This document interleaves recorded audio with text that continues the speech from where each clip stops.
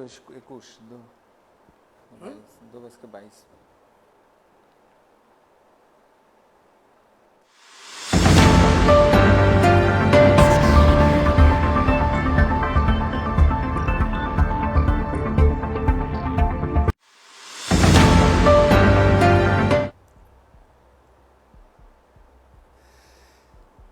तो दोस्तों फिर हाजिर हैं ताजा तरीन अपडेट के साथ में। लगभग 2:30 बजने को है, लेकिन तस्वीर साफ नहीं है।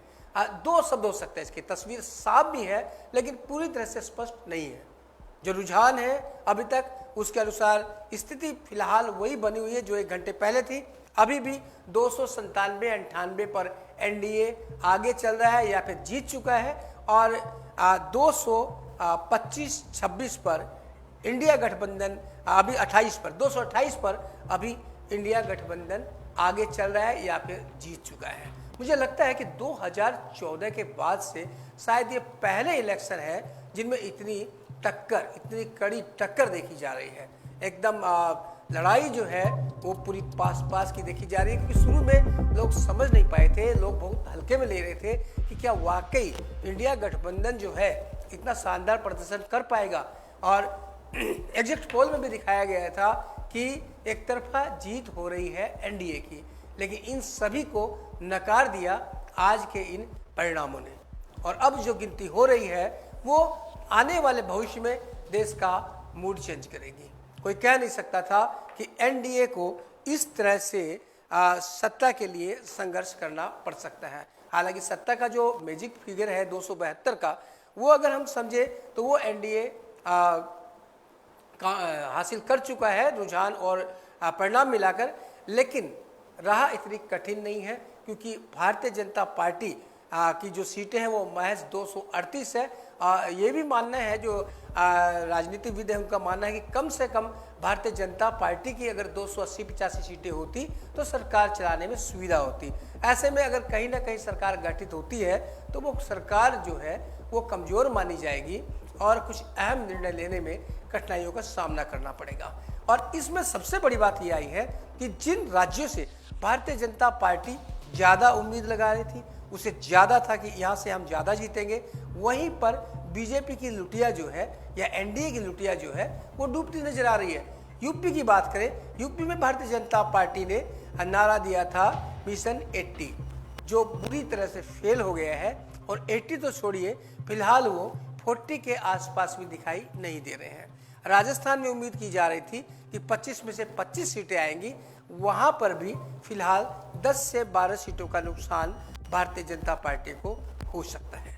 इसके बाद बंगाल में बहुत बड़ी आशा थी भारतीय जनता पार्टी को कि 28 से 30 सीटें आएंगी और 28 से 30 सीटें आएंगी, लेकिन ऐसा बिल्कुल नहीं हुआ। उल्टे 18 से घटकर 11 सीटों पर फिलहाल पश्चिम बंगाल में भारतीय जनता पार्टी आगे चल रही है। ये एक बहुत बड़ा झटका हो सकता है। और मैं इससे पहले कि आज हमारे साथ मेरे साथ आ गए स्टूडियो में पराग विश्वास, जो कि वरिष्ठ पत्रकार भी है और राजनीतिक विश्लेषक भी है, इनसे हम पूरा विश्लेषण जानेंगे कि आखिर क्या हुआ कि इस स्थिति का सामना एनडीए को करना पड़ रहा है। लेकिन उससे मैं पहले बता दूं कि बंगाल के कई दिग्गज नेता भारतीय जनता पार्टी के पिछड़ते नजर आ रहे हैं और वो पीछे चल रहे हैं। जो मुख्य भारतीय जनता पार्टी के नेता पश्चिम बंगाल में पिछड़ रहे हैं, मैं उनके नाम बता दूं। पहले नंबर दिलीप घोष, जो कि पूर्व अध्यक्ष भी हैं, वो काफ़ी पीछे चल रहे हैं। इसके अलावा निशित प्रामाणिक, जो कि मंत्री भी हैं, वो भी पीछे चल रहे हैं। और जो खबरें आ रही उसके अनुसार जो राज्य के अध्यक्ष हैं सुकांत मजूमदार, वो भी पीछे चल रहे हैं। और इसके अलावा और एसएस अहलुवालिया पीछे चल रहे हैं, और भी लोकेट चटर्जी पीछे चल रही है। बहुत से नेता जो नामी नेता हैं वो सारे पीछे चल रहे हैं। हालांकि उत्तर बंगाल से कुछ थोड़ी बहुत, हालांकि यहाँ भी कुछ सीटों में पिछड़ रहे हैं, लेकिन कुछ राहत कह सकते हैं कि 8 में से लगभग 4 या 5 सीटों पर अभी भी बीजेपी आगे चल रही है। इसमें राहत की बात यह है कि मनोज टिग्गा वो आगे चल रहे हैं अलीपुरद्वार से, और जलपाईगुड़ी से जयंत राय वो आगे चल रहे हैं। उन्होंने काफ़ी अच्छी बढ़त बना ली है और लग रहा है कि उनकी जीत पक्की है। इसके अलावा दार्जिलिंग लोकसभा सीट से राजू बिष्ट ने भी अच्छी बढ़त बना ली है। लगभग 80,000 वोटों से फिलहाल वो आगे चल रहे हैं, जैसी हमारे पास सूचना है। तो ये राहत की बात हो सकती है। तो अब हमारे साथ परागदा है, पराग विश्वास। परागदा, क्या कारण है कि जहां से भारतीय जनता पार्टी आशा कर रही थी कि यहां से हमें सत्ता का मार्ग मिलेगा, वही मार्ग अवरुद्ध हो रहा है? बिल्कुल। मैं सबसे पहले आपके साथ राज्यों के बारे में कह रहे थे, तो मैं राज्यों से निकलकर क्षेत्र में जाना चाहूँगा। बहुत जल्दी मैं आपको याद दिलवाना चाहूँगा और दर्शकों को याद दिलवाना चाहूँगा कि 2019 में भारतीय जनता पार्टी की स्थिति थी क्षेत्र विशेष, यानी नॉर्थ ईस्टर्न स्टेट्स में, उत्तरी पूर्व भारत में। वहाँ पे क्या था, 24 सीटों में से भाजपा को 14 सीटें मिली थी, कांग्रेस को 4 और अन्य को 5 और एनडीए को 1। कहाँ की बता रहे हैं आप? 2019 की। अच्छा, 2019 की जो स्थिति थी। हाँ। ईस्टर्न स्टेट्स में अगर हम देखें, 65 में से 26 सीटें भाजपा को मिली थी, कांग्रेस को 4, टीएमसी को 22 और बीजेडी को 12। फिर आप देखिए जो हिंदी बेल्ट है, हार्टलैंड है, वहां पे अगर आप देखते हैं तो वहां पे भी जो स्थिति हमें दिख रही है, वहां पे जो क्षेत्र है वहां से बहुत सारे सीट्स और बहुत सारे वोट्स मिले थे भाजपा को। ये जो आप हम ये कह रहे थे पश्चिम बंगाल में कि 2 या 3% वोट की स्विंग होगी, लेकिन एक सेफोलॉजिस्ट के हिसाब से अगर आप देखें तो 2 या 3% की स्विंग के बजाय फासला काफी बड़ा है, बढ़त काफी बड़ा है। नंबर 1। नंबर 2, जैसे कि आप बोल रहे थे कि भाजपा फैसले नहीं ले पाएगी, शायद ये सरकार बनेगी, भाजपा की ही बनेगी, अभी तक जो लग रहा है एनडीए का ही बनेगी, लेकिन वो अहम फैसले नहीं ले पाएंगे क्योंकि उनके पास नंबर्स नहीं। बिल्कुल। अगर कुछ जैसे धारा 370 हटाने जैसे बिल्कुल, धारा 370 पर ही मैं आ रहा हूँ। इस चुनाव में आकलन होने वाली थी और आकलन हुआ भी है धारा 370 के हट जाने का, जम्मू कश्मीर से, जहाँ पे मोदी जी ने कहा था कि 60% लोग बढ़ चढ़ के वोट दे रहे हैं, भाजपा की तरफ रुझान है।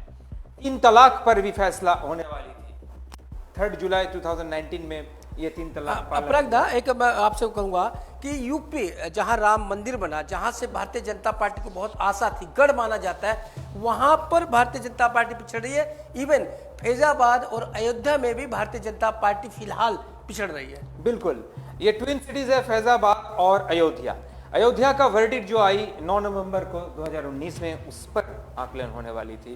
आपने सही बताया कि राम मंदिर अयोध्या में बनी है 22 जनवरी को, और वहीं पर बीजेपी पिछड़ रही है। क्योंकि यहाँ पे एक और आकलन होने वाली थी, यूपी में जो बुलडोजर, योगी की जो बुलडोजर सियासत थी, उस पर भी आकलन होने वाली थी। रोजगार का जो आश्वासन और 15 लाख जो अकाउंट में जाएगी, इस पर भी मैं आ रहा हूँ। काला धन को वापस आप लाने का बात किए थे, आप नहीं ला पाया, जबकि आप सीबीआई और ईडी, हम देख रहे हैं मुख्यमंत्री को भी उन्होंने अरेस्ट किया, सब कुछ हुआ दिल्ली के। अभी आप देखिए, ये सबका साथ सबका विकास, आपने खुद कह दिया कि अयोध्या में, फैजाबाद और अयोध्या में पीछे चल रही है। क्यों? कहीं ना कहीं ये जितने सारे फैसले लिए गए थे और सीए, परागदा, एक छोटा सा कमर्शियल ब्रेक लेंगे हम, और कुछ ही क्षणों के बाद फिर मिलेंगे। एक छोटा सा कमर्शियल ब्रेक।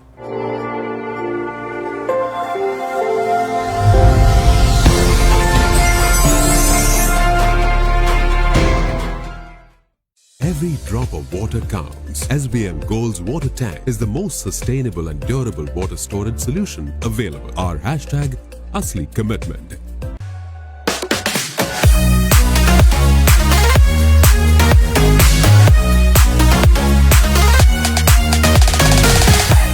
নাগাল্যান্ড স্টেট নিয়ে 200 গোল্ড মান্থলি লটারি, প্রথম পুরস্কার 1,50,00,000 গ্যারান্টেড। টিকিটের মূল্য।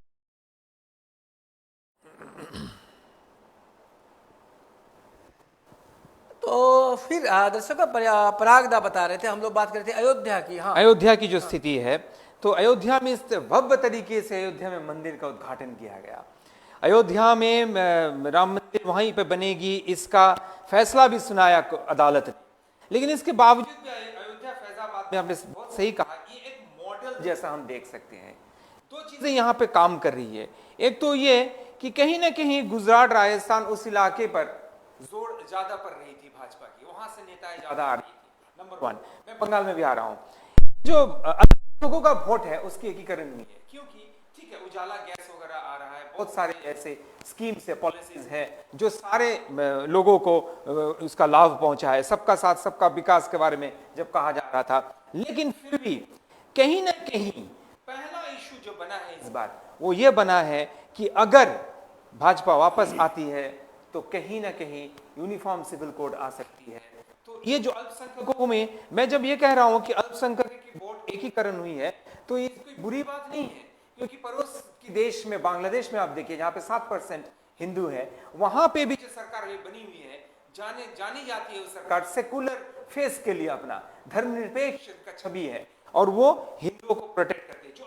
जो अल्पसंख्यक लोग हैं ना वो बराबर ये सोचते हैं कि सबसे पहले उनके पास ये मुद्दा होता है कि हमारा प्रोटेक्शन। तो यानी आप ये मानते हैं कि पूरे भारतवर्ष में जो अल्पसंख्यक के जो वोट है उनका एकीकरण हुआ है और एक तरफा पार्टी में गए हैं। हाँ, मैं बता रहा हूँ एकीकरण हुआ है, अलग अलग पार्टी में गया है, जगह जगह पे पार्टी में गया है, जहां पे उन्हें लगा है उस जो मजबूत था उसे गया है। अब हिंदुओं का वोट ऐसा भी नहीं है कि हिंदुओं का वोट भी ध्रुवीकरण हुआ है। हाँ, हिंदुओं का वोट ध्रुवीकरण नहीं हुआ है। हिंदू भी कहीं ना कहीं जो मतलब बहुसंख्यक हिंदू है वो भी कहीं ना कहीं उनमें भी असंतोष था इस सरकार के खिलाफ। बाकी मुद्दों पर पेट्रोल के प्राइसेस, डीजल के प्राइसेस, चीजों की कीमतें बढ़ रही है, इन सारी चीजों पर पश्चिम बंगाल में देखिए, जिसको बांग्ला में कहते हैं उलट पुराण, पश्चिम बंगाल में बिल्कुल पासा उल्टा पड़ गया। आप देखिए पश्चिम बंगाल में था पहचान यानी आइडेंटिटी पॉलिटिक्स था, पहचान बनाने की जगह। पश्चिम बंगाल में चुनावी हिंसा था मुद्दा, हिंसा था चुनावी कदाचार का, इलेक्ट्रल मैल प्रैक्टिसेस का, और ये खैरात जो है डोल पॉलिटिक्स था, लखीर भंडार था, सीए तो था ही, और धार्मिक ध्रुवीकरण भी था। ममता बनर्जी ने बहुत सक्सेसफुल तरीके से पश्चिम बंगाल में लोगों के दिमाग में यह चीज दे दिया कि अगर भाजपा आएगी तो ये जो लखीर भंडार वगैरह है ये नहीं हो पाएगी। अल्पसंख्यकों को बता पाया कि सीए एनआरसी आपके लिए बहुत खतरनाक चीज है। और एक चीज आप याद रखिएगा, असम में जिस तरीके से अल्पसंख्यकों को समझाने में कामयाबी हासिल हुई की है, सीएए और सिर्फ अल्पसंख्यक नहीं, बहुसंख्यक लोग भी। मैं बता रहा हूं आपको, पश्चिम बंगाल का जो भूमि है ये धर्मनिरपेक्ष भूमि है बहुत दिनों से। भाजपा यहाँ पे पूरे देश में सिंचाई कर रही थी भाजपा, लेकिन यहाँ पे कुछ खास कर नहीं पाई थी। असम में भी भाजपा ने अच्छा परिणाम किया, मिजोरम में भी अच्छा परिणाम किया, अरुणाचल प्रदेश में किया, लेकिन पश्चिम बंगाल में कहीं ना कहीं भाजपा लड़खड़ा रही है। इस कारण से लड़खड़ा रही है क्योंकि पश्चिम बंगाल का जो इंटेलिजेंसिया है वो आज भी ये समझते हैं कि हम मेलजूल के राजनीति में जीने वाले लोग हैं, हम आपसी भाईचारे की सियासत में जीने वाले लोग हैं। हमें इस तरीके का ये जो समझाया उन्हें जा रहा है, मैं ये नहीं कह रहा हूं कि बीजेपी ध्रुवीकरण कर रही है, लेकिन ये उन्हें समझाया जा रहा है और ये इश्यूज जो है दिन ब दिन लोगों के सामने आती गई। और यहां पे पश्चिम बंगाल में ध्रुवीकरण मत कीजिए, कभी मत कीजिए। पश्चिम बंगाल में जो आए, और एक अस्मिता की बात है जो अंत में मैं ये कहना चाहूंगा, आप देखिएगा उड़ीसा की बात अलग है, आप देखिए महाराष्ट्र में देखिए, अब साउथ इंडिया में देखिए, जबकि साउथ इंडिया में इस बार अच्छा परिणाम हुआ है। अच्छा, मैं दर्शकों को बता दूं आपसे, यूसुफ पठान आगे चल रहे हैं, अधीर रंजन चौधरी आप पिछड़ गए हैं। यूसुफ पठान ने एक अच्छी बढ़त उन पर बना ली है। और इसके अलावा और भी बहुत से रुझान लगातार हमारे पास में आ रहे हैं पश्चिम बंगाल से, विशेषकर पश्चिम बंगाल जो वो मैं आपसे बता दे रहा हूँ। और शत्रुघ्न सिन्हा आसनसोल से आगे चल रहे हैं, और जलपाईगुड़ी से जयंत राय आगे चल रहे हैं, दार्जिलिंग से राजू बिष्टा आगे चल रहे हैं। और इसके अलावा अभी जो खबर है अलीपुरद्वार से भी जो मनोज टिग्गा है भारतीय जनता पार्टी के, वो आगे चल रहे हैं। और पूरे पश्चिम बंगाल की बात करें तो फिगर अभी वही बना हुआ है, 31 सीटों पर तृणमूल कांग्रेस आगे चल रही है, 10 सीटों पर भारतीय जनता पार्टी आगे चल रही है और 1 सीट पर कांग्रेस आगे चल रही है। तो ये अपडेट, हाँ, एक नैरेटिव है पश्चिम बंगाल में, मैं आपको बता रहा हूँ। आपने काफी गौर किया होगा कि जब आंदोलन चल रही है स्कूल सर्विस कमीशन का, जो लोग इतने सालों से 2-3 सालों से बैठे हुए हैं, वो बार बार एक ही बात कह रहे थे कि ममता दीदी क्यों नहीं हमसे भेंट करने आ रही है।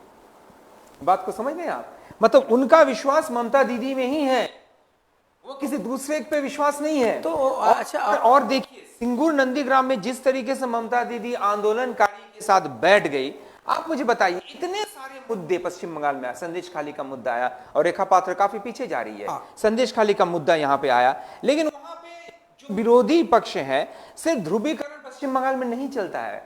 पश्चिम बंगाल में जो भूमि आंदोलन था ना, वही चल रहा है। आप देखिए पश्चिम बंगाल में भूमि आंदोलन के माध्यम से वामफ्रंट सत्ते पे आया, 34 साल उसने राज किया। फिर वही भूमि आंदोलन के वजह से, सिंगूर नंदीग्राम की वजह से, चाहे वो गलत हो सकता है या सही हो सकता है, कुछ भी फैसला हो, उस समय उसी आंदोलन की वजह से फिर वापस आया। मैं समझता हूँ एक वैक्यूम बन रहा है, जो मैंने सुबह भी कहा था, फिर मैं हिंदी के दर्शकों को बताना चाहूंगा कि एक वैक्यूम बना था जब वामपंथी या कांग्रेस बहुत ही कमजोर बन चुके थे पश्चिम बंगाल में। तो भारतीय जनता पार्टी आज नहीं, मैं जिस अखबार के साथ जुड़ा हुआ वहां पे मैंने बहुत साल पहले लिखा था, जब शत्रुघ्न सिन्हा यहाँ पे आए थे एक मोर्चा निकालने के लिए, कि शायद भाजपा इस वैक्यूम में घुस जाए। भाजपा में घुस गया, लेकिन अब उल्टा चल रहा है, अब पासा उल्टा पड़ रहा है। अब कहीं ना कहीं वामपंथियों को और कांग्रेस को अपना संगठन मजबूत करना पड़ेगा। कि भाजपा अगर ये समझती है कि हम सिर्फ जुमलेबाजी पर या हम ध्रुवीकरण पर पश्चिम बंगाल पे जीत पाएंगे, तो बिल्कुल गलत है। आपको भूमि आंदोलन करना पड़ेगा, रोजगार के आंदोलन करना पड़ेगा, बताइए का आंदोलन करना पड़ेगा। बंगाल में लक्की भंडार का बहुत ज्यादा नाम है, लक्की भंडार चल गया ना, फिर राहुल गांधी का साल में 1 लाख रुपए वाला वादा चल गया। नहीं, राहुल गांधी का साल में 1 लाख रुपया का वादा का तो कुछ मजाक भी लोगों ने उड़ाया है, उसकी बात अलग है, लेकिन वो चली है मुझे फिलहाल। लेकिन लक्की भंडार फैक्टर है पश्चिम बंगाल में। लक्की भंडार डज द मैजिक। क्योंकि मैं आपको बता रहा हूं, मैंने सुबह भी बोला था कि कोई एक आदमी, हम लोग ये कह रहे थे कि मतलब विकल्प जो दे रहे हैं हम, नेतृत्व का विकल्प यहाँ पे है नहीं। तो आप कहेंगे कि मोदी का तो नेतृत्व का विकल्प है नहीं, तो फिर मोदी जी इस बार क्यों पीछे चले जा रहे हैं? सवाल ये है ना कि पूरे देश में एक एंटी इनकम्बेंसी चलता है, हर समय ये चलता है, विरोधी लहर चलता ही है। लोग ये सोचते हैं कि शायद ये इससे बेहतर होंगे। पश्चिम बंगाल में नहीं चलता है, पश्चिम बंगाल में लोग स्टेटस क्विस्ट है, जो है उसे संतुष्ट है।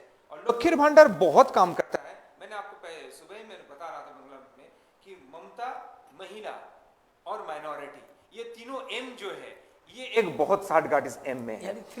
3M सक्सेस देता है ममता बनर्जी को, टीएमसी को। और एक चीज मैं बताना चाहूंगा अंत में कि भारत का जो चुनाव होता है ना, इस पे काफी असर पड़ता है अंतरराष्ट्रीय ताकतों का, इंटरनेशनल फोर्सेस का। जिस तरीके से नरेंद्र मोदी भारत को ताकतवर बना रहे थे, कहीं ना कहीं भारत को कमजोर करने का भी, साजिश नहीं कहूंगा, एक प्रयास होता ही है। ये कमजोर क्यों होता है? क्योंकि बार बार ये लोग सोचते हैं कि नहीं, एक अगर इस तरीके से, आपने देखा सुब्रमण्यम स्वामी कुछ दिन पहले उन्होंने खुले तरीके से कहा कि I am with BJP, but if he wins this time, Modi wins this time, he will become a dictator and आने वाले 5-10 सालों में इलेक्शंस इंडिया में नहीं होगी।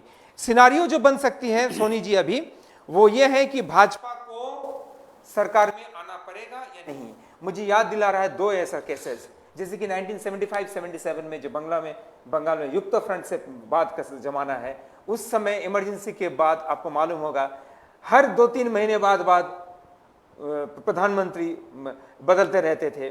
फिर नेशनल फ्रंट का गवर्नमेंट बनी, इसके नेतृत्व में विश्वनाथ प्रताप सिंह जो कि फॉरेन मिनिस्टर थे 89 में। मतलब हर दशक के अंत में ये हुआ। आप देखिए 70s के एंड में हुआ, 80s के एंड में हुआ, फिर वापस इंदिरा गांधी डबली स्ट्रांग आ गए। तो मुझे लगता है दूर का अगर हम सोचे तो अगर भाजपा सरकार बनाती है और फैसला नहीं ले पाती है तो वो एक सिनारियो होगा। दूसरा सिनारियो ये हो सकता है कि भाजपा फॉरगो कर सकती है कि नहीं हम नहीं बनाएंगे। तीसरा सिनारियो ये हो सकता है कि काफी हॉर्स ट्रेडिंग हो सकती है।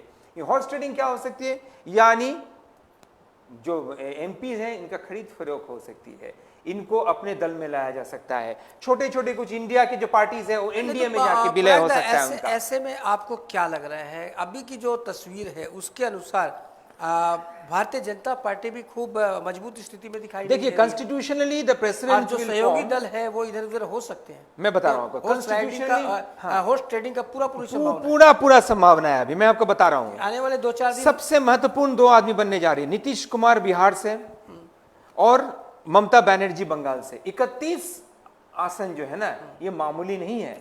This is a Lok Sabha seat we are talking about, not a Vidhan Sabha seat.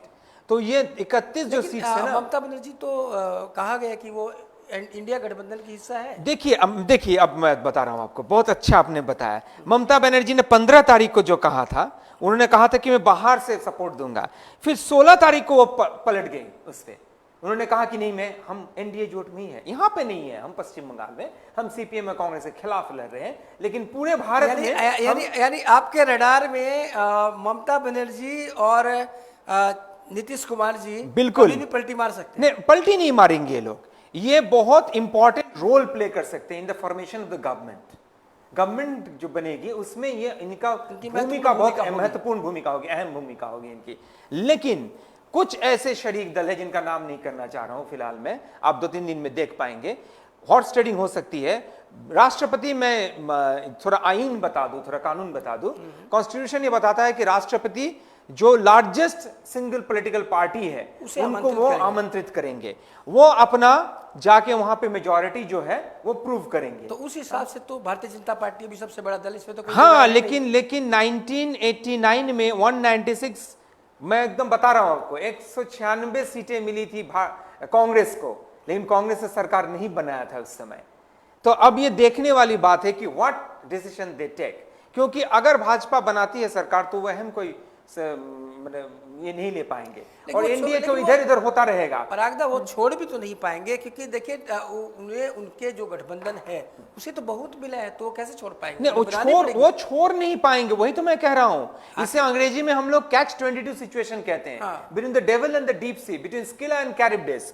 यहां पे जो सिचुएशन बन रही है कि माने ना तो वो खा सकते हैं ना उसको बाहर कर सकते हैं, कुछ तो उसको करना, उनको करना पड़ेगा। Yes, they have to take the decision. अब एनडीए के शरीक से बात करके वो चले जाएंगे, इसमें कोई दो राय नहीं है। पश्चिम बंगाल में क्या चला? ममता का जादू या फिर ममता का बीजेपी की नाकामी? ममता का जादू, बीजेपी का नाकामी।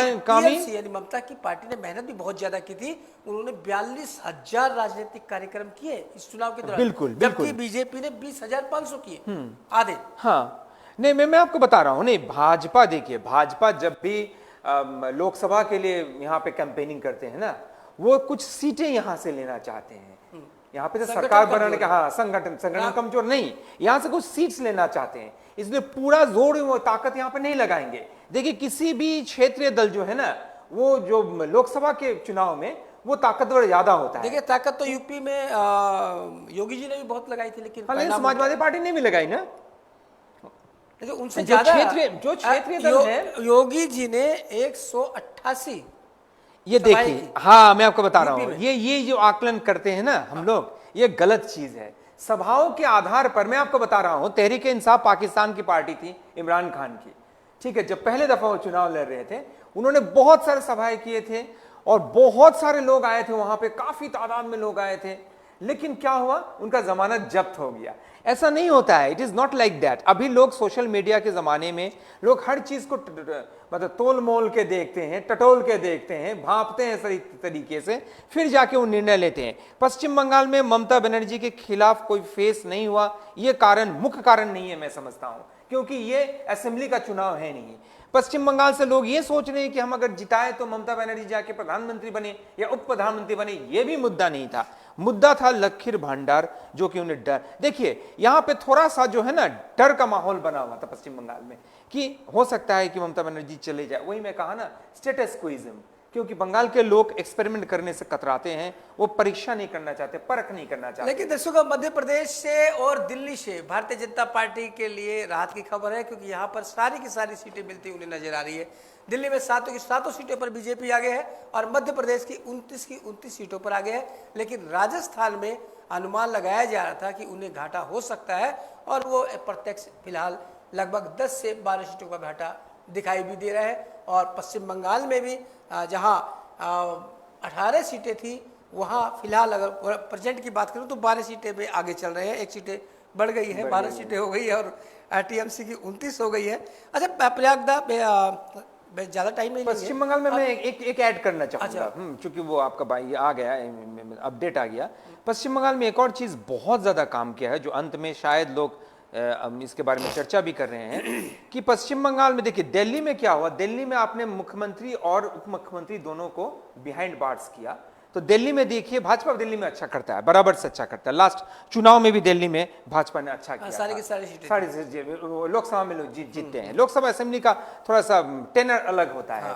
लेकिन पश्चिम बंगाल में क्या हुआ, आप इतने सारे मंत्रियों को, इतने सारे एमपीओ को आप उनका धरपकड़ करते हैं, इतने सालों तक आप उनको जेल में बंद रखते हैं, लेकिन कोई फैसला नहीं होता है। जितना देर आप फैसले को रोकोगे, जितना देर तक फैसला नहीं आएगा, या तो आप उनको बेल पे छोड़ दीजिए, सामान्य जीवन में वापस भेज दीजिए, ठीक है, वो कैंपेन कर पाए, उनका छवि लोग वो डिसाइड करेंगे।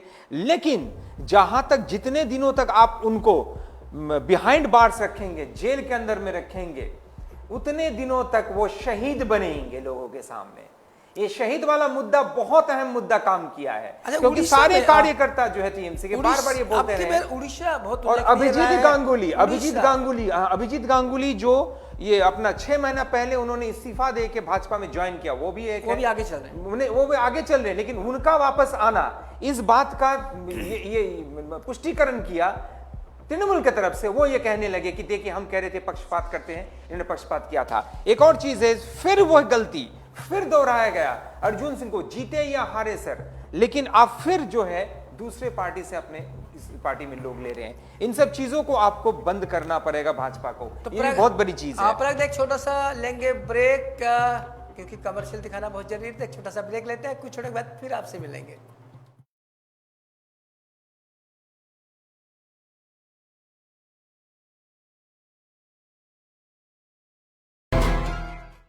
Every drop of water counts. SBM Gold's water tank is the most sustainable and durable water storage solution available. Our hashtag Asli Commitment.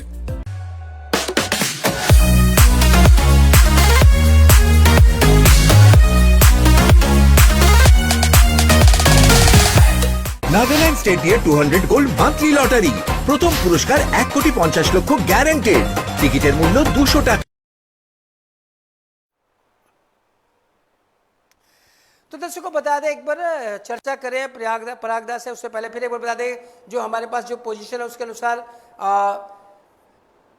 Telangana में 17 सीटें हैं, 17 में से 8 बीजेपी को जा रही है, 8 कांग्रेस को जा रही है, और एक जो सीट है अदर्स को जा रही है। उत्तर प्रदेश में 80 सीटें हैं फिलहाल, एनडीए को 35 जाति दिख रही है, इंडिया को 44 जाति दिख रही है, अदर्स को 1 जाति दिख रही है। बिहार की 40 सीटों में से 34 सीटें एनडीए को जा रही है, इंडिया को 4 सीटें जा रही है, अदर्स को 2 सीटें जा रही है। और महाराष्ट्र में 48 सीटें, 48 में से एनडीए को 17 जा रही है और इंडिया को 17 सीटें जा रही है, बड़ा नुकसान यहाँ पर एनडीए को। और तमिलनाडु में 39 सीटें, जिसमें से एनडीए को 1 और इंडिया को 38 सीटें जा रही है। तो तमिलनाडु में एक अच्छी बढ़त मिली है कांग्रेस नीति गठबंधन को। और कर्नाटक में एनडीए को 18, कांग्रेस को 10, यहाँ पर भी एनडीए को नुकसान पहुंचा है।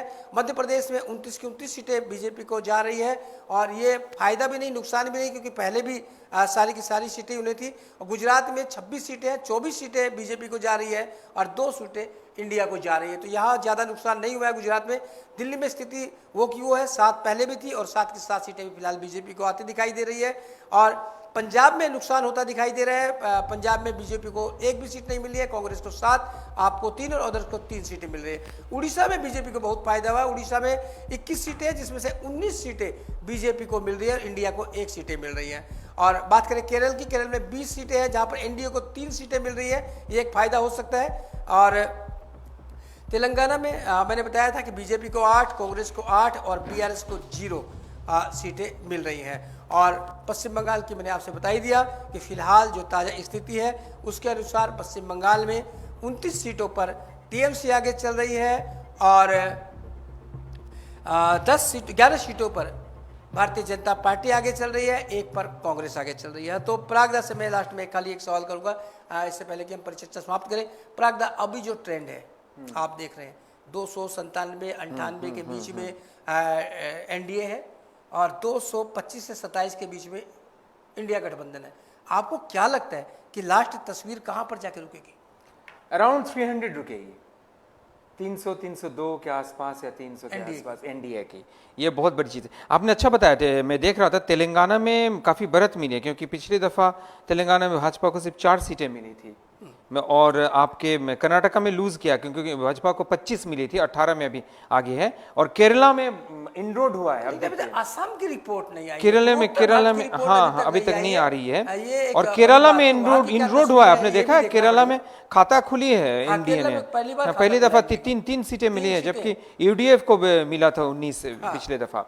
तो हाँ, आपका प्रश्न एक बार फिर से, हाँ अब क्या हो सकती है? फिगर कहाँ टिक सकता है? फिगर अराउंड 302 303 टिक सकती है, ठीक है। और भाजपा का कितना है वो बहुत अहम है। भाजपा का अभी तक 238 40 238 40 और 41 के बीच अगर भाजपा का है, तो ये सिचुएशन बहुत डाइसी बनने जा गंभीर रहा है। रहेगी। हाँ, अभी T20 वर्ल्ड कप का सहयोगी दल माहौल है, ब्लैकमेल कर सकते हैं भविष्य में। बिल्कुल T20 का वर्ल्ड कप का माहौल है, हाँ। वो तो अनिश्चितता का खेल है। और हमें लग रहा है कि भारतीय चुनाव का जो लोकसभा का भी जो खेल है वो बहुत अनिश्चितता का खेल बन चुका है। एग्जिट पोल पूरी तरीके से ध्वस्त हो चुका है, ओपिनियन पोल भी ध्वस्त हो चुका है। ओपिनियन पोल, एग्जिट पोल की क्या मैं बता रहा हूं विश्वसनीयता रहेगी ओपिनियन ऐसे में? पोल से क्या हो रहा है हर बार। पहले के जमाने में क्या होता था, there was no opinion poll, no exit पोल।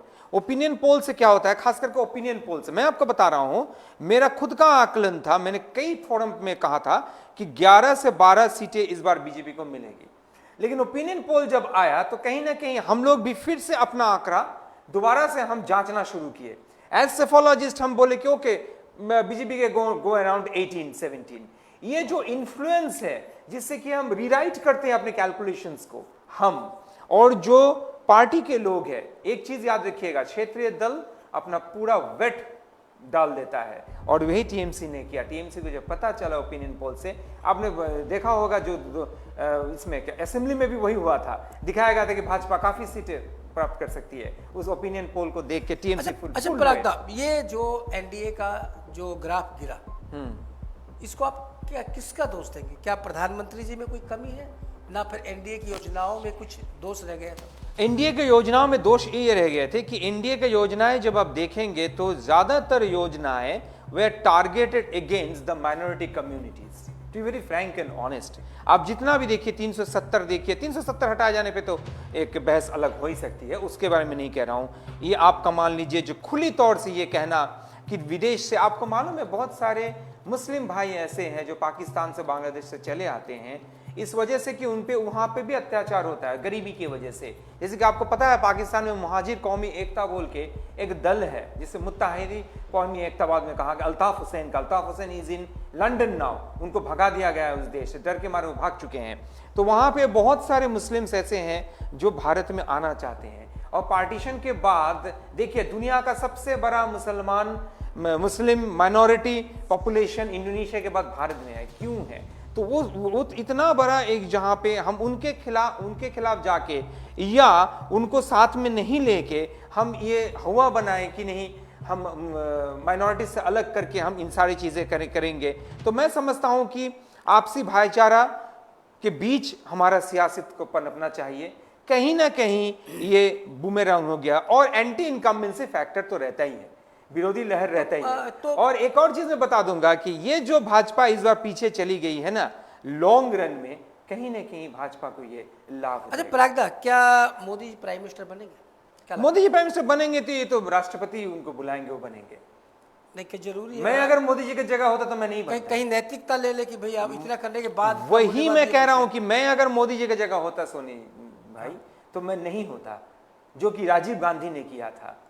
क्योंकि उस समय जो वरिष्ठ कांग्रेस के नेता थे उन्होंने उनसे कहा था कि नहीं आप मत जाइए, you don't stake your claim. आप जाके बोल सकते हैं कि हमारे पास नंबर्स है, लेकिन अच्छा एक और चीज है कि एनडीए में अगर 230 के आसपास अगर रुक जाती है भाजपा तो फिर मोदी जी, आप जो कह रहे हैं ना कि मोदी जी क्या प्रधानमंत्री बनेंगे, ऐसा भी तो हो सकता है कि 2-4 इधर से उधर हो सकता है कि इंडिया जो गुट है वहां से इंडिया से अलायंस से इंडिया से इंडिया में आ जा सकते हैं, कुछ विलय हो सकता है। सीधी सी बात है और वो आके अगर बोल सकते हैं कि हम आपके साथ हैं, अगर हम मजबूत बनाएंगे। अगर मोदी जी प्राइम मिनिस्टर नहीं बनते, कोई अगर भारतीय जनता पार्टी के पास खुद का बहुमत नहीं आता है तो उनके लिए आने वाले 5 साल शासन चलाना काफी मुश्किल होगा, उनके लिए चलाना मुश्किल होगा। और अगर वो स्टेप डाउन कर जाते हैं, नहीं बनाते हैं, वो नहीं ले पाएंगे। नहीं, कोई भी अगर उनके जगह पे जाते हैं ना, उनके लिए और मुश्किल होगा। ये भी आप लिख लीजिए, मैं आज यहां से बोल रहा हूं। स्थिति दोनों तरफ बिल्कुल डामाडोल है। जो अगर मोदी जी बनाते हैं तो उनके लिए स्थिति ज्यादा मजबूत होगा, लेकिन मोदी जी अगर नहीं बनाते हैं तो उनके विरोधी के लिए स्थिति और ज्यादा खराब होगा, उनके लिए कमजोर होगा स्थिति। कहीं वही 89 वाला इतिहास न दोहराया जाए कि 5 साल में 5 प्रधानमंत्री। 89 हुआ, 77 का इतिहास रहा, कुछ 3 महीने के लिए प्रधानमंत्री बने थे चरण सिंह, वो फिर हो सकता है उसको हम दोहरा सकते हैं। ठीक है पराग दा, देखिए ये परिचर्चा जारी है, जारी रहेगी, क्योंकि जब तक फाइनल जो रिपोर्ट्स है वो नहीं आ जाती तब तक कुछ भी कहना मुश्किल है। अभी भी ये आंकड़ों का खेल है और ज़्यादा आगे पीछे भी नहीं है, क्योंकि सत्ता के लिए संघर्ष, हम फिर कह देते हैं कि अभी रुझान है, अभी भी फाइनल रिजल्ट्स नहीं आए हैं और हो सकता है कि शाम 6, 7, 8 बजे तक फाइनल पता चले। तो इसलिए तो आप खबर समय पर बने रहे, क्योंकि जैसे जैसे खबरें मिलेगी हम फाइनल रिपोर्ट्स भी आपको देंगे। लेकिन फिलहाल इतना ही कह सकते हैं कि जो सोचा गया था, जो कहा गया था, स्थिति ठीक उसके विपरीत नजर आ रही है। जो एक सवालिया निशान खड़ा हो गया है ओपिनियन पोल और एग्जिट पोल पर। जहां भारतीय जनता पार्टी के लोग खुशी मना रहे थे, वही अब वो खुशियां जो है वो मायूसी में बदलती नजर आ रही है। लेकिन फिलहाल देखिए, अगर बात मतलब करें मातम हम, तो नहीं होगा, लेकिन मातम मायूसी नहीं होगा। होगा, मातम आप नहीं शायद होगा। मातम बोलने जब वाले हमने, थे। मैंने मातम नहीं कहा, मातम नहीं हो सकता है, क्योंकि मायूसी सत्ता- होगी, लेकिन सत्ते पे भाजपा ही बनेगी। मैजिक फिगर तो उनके पास में है, एनडीए के पास मैजिक सहूलियत नहीं है। आप एकदम गेट पे खड़े हैं, बिल्कुल। कभी भी आपको चाहिए, आपके सहयोगी धक्का मार दे, चाहिए बाहर वाले धक्का मार दे, ये हो सकता ये है। हो सकता तो कंफर्टेबल सरकार जिसको थोड़ा बोलते हैं। सा अस्थिरता का स्थिति बन चुका है देश में। अगर भारतीय जनता पार्टी नीट गठबंधन यानी कि एनडीए अगर 340-50 ही पहुंच जाता है, तो ये एक कह सकते हैं कि 5 साल के लिए मजबूत स्थिति होगी। और शायद प्रागदा यही स्थिति को देखते हुए जो शेयर बाजार है वो भी धड़ाम हो गया है, बिल्कुल लगातार गिर रहा बिल्कुल। है। इसलिए मैं क्योंकि कह रहा हूं, ऐसी स्थिति में मजबूत अस्थिरता का सरकार गठन स्थिति, बहुत मुश्किल है। किसी मुल्क में अस्थिरता का स्थिति तभी बन जाती है जब आप शेयर बाजार पे नजर रखते हो। यस, तो ये देख के लग रहा है कि देश में राजनीतिक अस्थिरता का उथल दौर पुथल कहीं न होने आ वाला जाए। है, बिल्कुल। ऐसे में आप कम से कम, अगर मेरी आप पर्सनल बात माने, तो मैं सोचता हूँ कि अगर 320-30 भी अगर ले आता है तो हो सकता है कि सरकार 5 साल चल जाए। अन्यथा अगर आप 298-97 अगर ये फिगर कायम रहता है तो मुश्किल होगी। It will be early to say आने वाले एक वीक में बहुत चहल पहल होगा, एक हफ्ता के अंदर बहुत कुछ देखने को मिलेगा। मैं समझता हूं हम लोगों को शायद बार-बार चर्चे में बैठना भले ही 2020 वर्ल्ड कप हो रहा हो, लेकिन 2020 वर्ल्ड कप से ज्यादा रसाकसी रहेगी अपने भारत के कि कौन बनेगा प्रधानमंत्री, कौन लेके आएगा मैजिक फिगर। हालांकि रुझान और परिणामों की अभी तक की बात करें तो एनडीए को जो मैजिक फिगर है वो मिल चुका है और एनडीए 3 के आसपास ट्रेंड कर रहा है, 300 के आसपास, 298, 297 या फिर 300, 301। अब ये जाके कहाँ ठहरता है ये देखने वाली बात होगी। इसके लिए आपको इंतजार करना पड़ेगा, क्योंकि एक बार में ये स्थिति स्पष्ट होने वाली नहीं है। तो आने वाले समय में बस नजरें मत हटाइएगा खबर समय से, क्योंकि लगातार जो भी अपडेट आएंगे या जो भी ताजा तरीन राजनीतिक घटनाक्रम जुड़ेंगे हम उनसे आपको अवगत कराएंगे। तो बने रहे खबर समय पर और देखते रहे खबर समय। थैंक यू प्रागदा। थैंक यू, नमस्कार।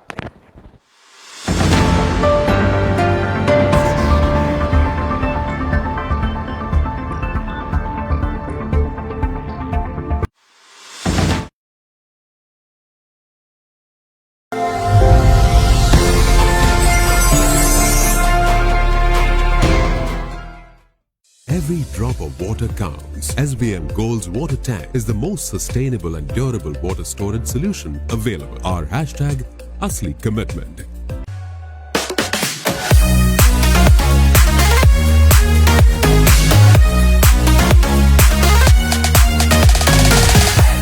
নাগাল্যান্ড স্টেট দিয়ে 200 গোল্ড মান্থলি লটারি, প্রথম পুরস্কার 1,50,00,000 গ্যারান্টেড।